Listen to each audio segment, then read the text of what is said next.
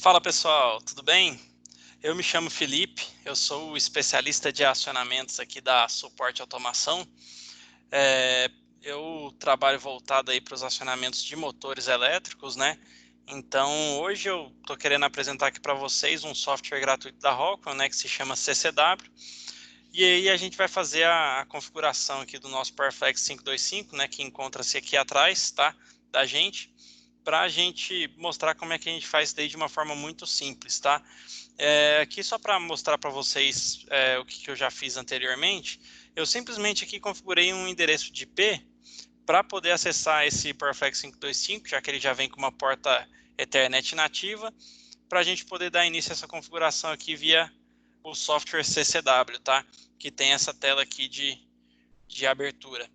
Eu aqui simplesmente que para facilitar a minha vida, né, que é uma função que a Rockwell disponibiliza para a gente, né, como eu já estou enxergando meu inversor, eu simplesmente vou dar um OK aqui, ele já vai me mostrar que meu dispositivo aqui tem valores diferentes do que ele veio de padrão, né? Eu vou simplesmente selecionar manter, porque a única coisa que eu fiz de diferente aqui foi utilizar o, o, o meu inversor aqui para configurar os meus IPs, né? E aí, a partir disso, aqui ele já me vê na tela inicial, depois que eu adicionei aqui a descoberta do inversor, né, o IP aqui do meu drive. Aqui também aparece para mim, de forma automática, né, o número de fases, a tensão do meu inversor e a potência de trabalho dele, tá bom? Junto com a revisão de firmware que ele está utilizando atualmente. O bacana é que se eu quiser, eu posso adicionar esse inversor aqui ao meu projeto, né, que é o meu projeto de número 18, tá? E aí, a partir disso, eu já estou habilitado aqui, né, para configurar totalmente o meu inversor via software, tá bom? Então, aqui nos parâmetros, o que é bacana, né? Aqui a gente pode ver que a gente tem todos os parâmetros aqui do inversor, e se a gente quiser, a gente pode também selecionar os parâmetros de uma forma mais simples, né? Onde a gente pode fazer uma subseleção aqui dos parâmetros, né? Que eu selecionei de comunicação, então vocês veem que o meu inversor aqui, ele já está configurado naquele IP que eu falei com vocês. E aí é importante aqui a gente observar que tudo que foi alterado, ele fica nessa cor meio alaranjada aqui, tá? Então ele mostra o valor interno que foi lá para o meu inversor, né? E aqui também os valores máximos e mínimos referentes a esses parâmetros e o padrão que vem de fábrica, tá bom? Então, quando a gente tem alguma dúvida, basta a gente olhar essas tabelas aqui, tá? E o bacana é que eu poderia configurar por aqui, mas essa daqui não é a maneira mais simples da gente fazer isso. Então, já já eu vou mostrar para vocês como é que a gente vai configurar. E aí, só mostrando mais algumas das funcionalidades aqui do meu software, aqui, né, me mostra as últimas falhas que teve, né? Essas falhas aqui foram decorrentes da reinicialização que eu fiz para limpar os parâmetros do inversor, tá? Aqui me mostra as informações novamente aqui do dispositivo, né? A revisão, a série do produto, esses valores aqui, né? De revisão, série do produto, né? A gente pode encontrar geralmente também na placa do inversor, né? Que fica ao lado dele ali para a gente ver o código de catálogo e essas informações que vieram de fábrica. Agora, a gente tem que se atentar que a revisão de firmware não pode ser mais a mesma, né? A gente já pode ter alterado se esse inversor já foi alguma vez utilizado. E aí, por último aqui, né, que a gente tem que entrar é na aba assistentes, né? E aqui na aba assistentes, a Rockwell deixa um guia de startup para a gente fazer com esse inversor, né? Então eu mando inicializar e ele já me abre o guia aqui para poder configurar o dispositivo. O que é bacana da gente fazer, né?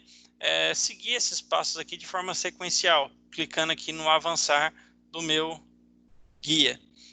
Aqui já de cara ele já deixa uma opção de restauração de parâmetros, né? Então se você estiver pegando um inversor que estava alocado em outro lugar, não está vindo da fábrica, né?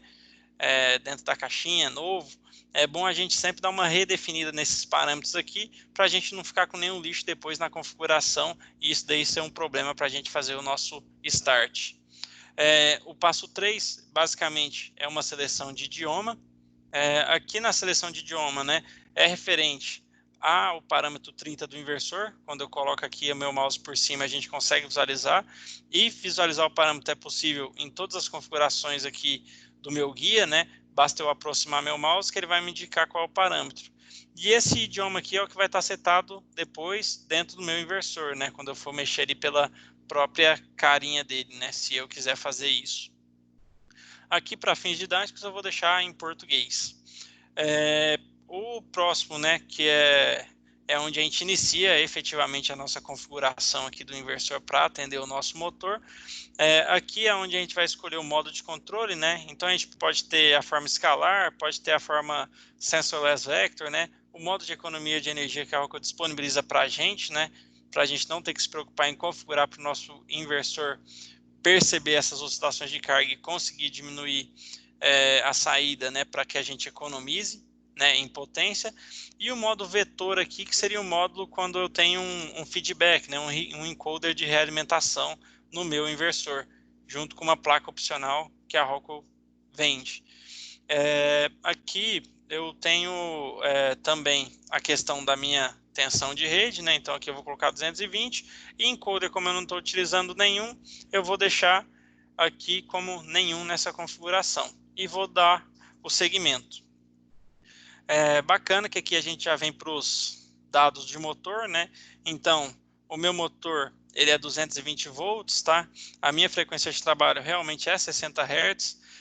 Aqui seria corrente de sobrecarga, que seria a corrente nominal adicionada do fator de serviço, né?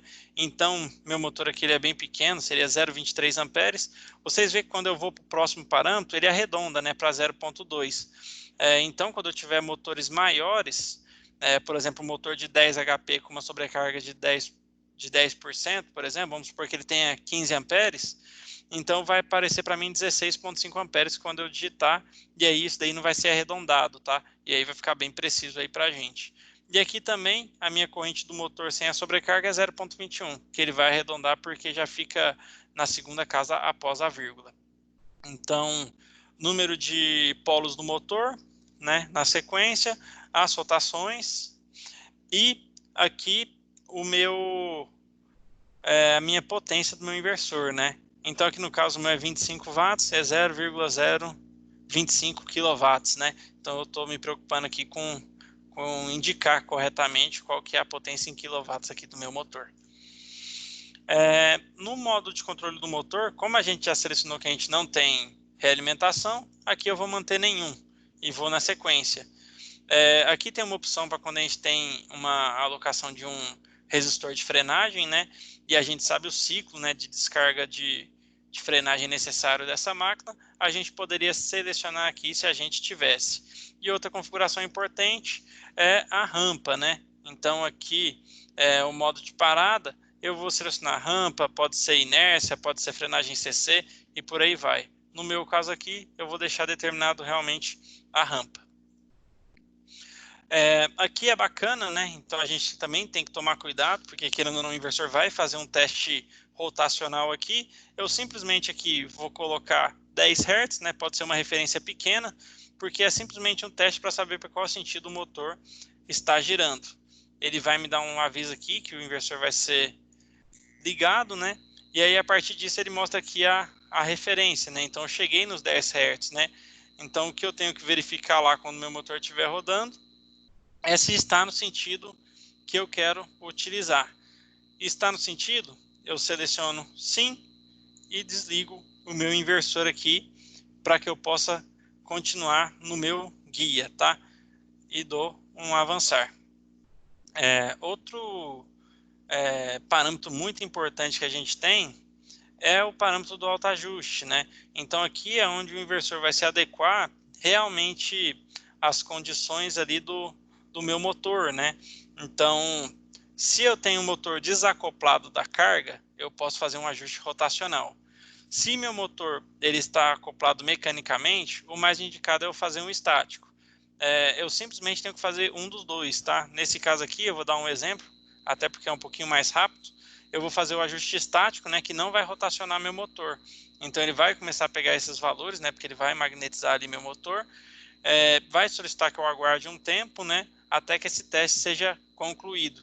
E isso daqui vai fazer que o nosso inversor trabalhe mais preciso com o nosso motor, devido que cada motor tem uma condição diferente, né? Por mais que às vezes os códigos de catálogo sejam iguais, às vezes teve alguma rebobinação lá do nosso motor e por aí vai, e às vezes as condições mudam, né? Então aqui eu faço isso daqui ficar de uma forma precisa.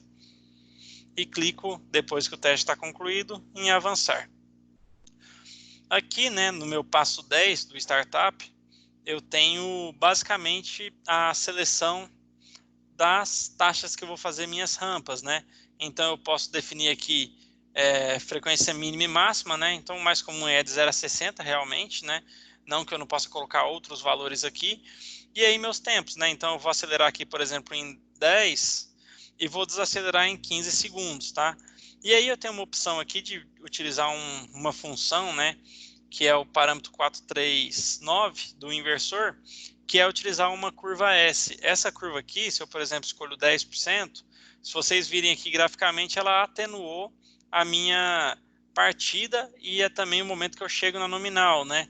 Então, quanto maior a atenuação, maior vai ser um pouquinho aqui do incremento nesse tempo de aceleração e desaceleração, mas eu vou conseguir fazer a partida de uma forma mais suave. Caso eu não necessite, não tenha obrigatoriedade na aplicação, simplesmente eu deixo aqui zerado e vou avançar, né? E é importante lembrar que a gente também pode aqui desativar ou ativar a operação reversa do inversor.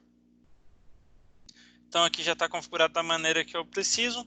Eu vou configurar os controles de velocidade do inversor. O que é importante aqui? Vocês veem que ele está me dando aqui como um erro, né? Então assim, o guia ele é muito direcional e ele tem uma inteligência embarcada aqui para a gente não cometer alguns equívocos, né, na configuração.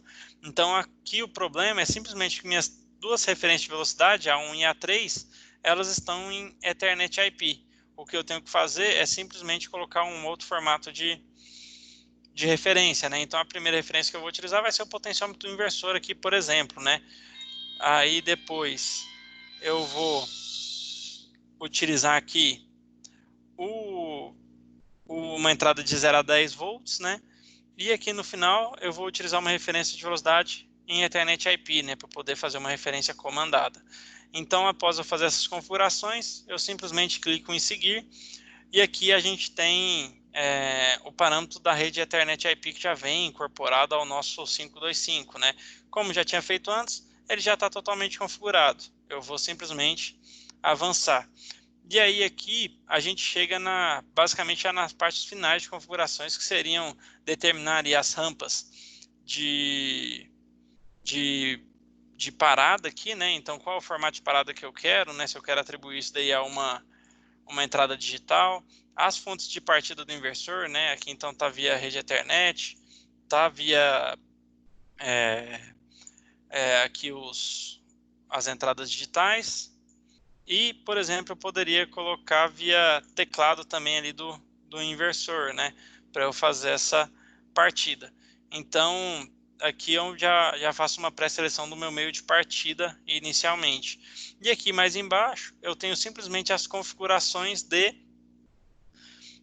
entradas digitais, né? Então aqui, por exemplo, se eu quiser, eu posso fazer essa entrada digital 2 aqui ser uma função diferente do que eu tenho, né? Então eu posso selecionar a entrada aqui para ele dar um reset aqui do controle do inversor, né? Aqui a minha 3 vai ser uma reversão de 2 fios, né? E assim por diante. Então, aqui eu simplesmente vou determinar essas configurações e aí eu tenho basicamente 6 entradas aqui para fazer essas determinações do que eu quero que aconteça com o meu inversor, tá? Então aqui simplesmente eu vou avançar e aí eu vou chegar no ponto aqui das saídas relés, né? Normalmente aberto e normalmente fechada. Então aqui ele simplesmente está me mostrando nessa daqui, por exemplo, que o motor estaria em operação e aqui seria que o inversor está pronto, né? Sem falha. E aí eu simplesmente vou também ter outras opções aqui, né? Então, caso eu tenha uma vontade diferente de acionamento dessa saída relé, eu posso selecionar de acordo com essas opções que eu encontro no guia, tá bom? E junto com isso eu posso definir também um nível lógico e o tempo de ligado e desligado a partir do momento que eu tenho alguma alteração nesse nível. Então, mais adiante aqui, a gente entra na saída analógica, né? Então aqui ele está falando que ele quer fazer uma frequência de saída, né? Então, de 0 a 10. E aqui mostra o local físico associado que eu vou conseguir pegar essa informação de saída, tá? E aí eu tenho outras possibilidades de configuração. Basta eu simplesmente clicar aqui em avançar. E aí, depois do último avançar, né? Aqui eu chego com as informações de todas as alterações aplicadas que eu fiz no meu inversor, né? Então isso daqui é bem bacana porque ele dá como se fosse um relatório para a gente e a gente pode até imprimir para deixar junto aí do painel que a gente fez para que futuramente, se alguém precisar mexer, saiba quais configurações já foram utilizadas aqui para parametrização. E aí eu simplesmente dou um concluído. Vocês podem perceber que a configuração ela é muito simples, né? E aqui existe até uma possibilidade, né? É claro que existe até um aviso aqui de um risco associado, que a gente pode fazer também esse controle aqui via essa barra aqui de inicialização, né? E aqui então eu parti meu motor e simplesmente depois que eu termino esse teste aqui eu posso parar meu motor também e até também fazer aqui variações de frequência que eu quero fazer com que ele siga, né? Desde que eu tenha feito essas configurações lá no meu startup. Tá bom, pessoal? Então, assim, o objetivo é mostrar o quão simples pode ser a gente fazer uma configuração aqui do meu inversor pelo software, tá? E aí a gente aqui da suporte fica disponível, né? Se vocês tiverem alguma dúvida e quiserem entrar em contato, é só falar com a gente, tá bom? Muito obrigado aí pela presença de vocês e até mais.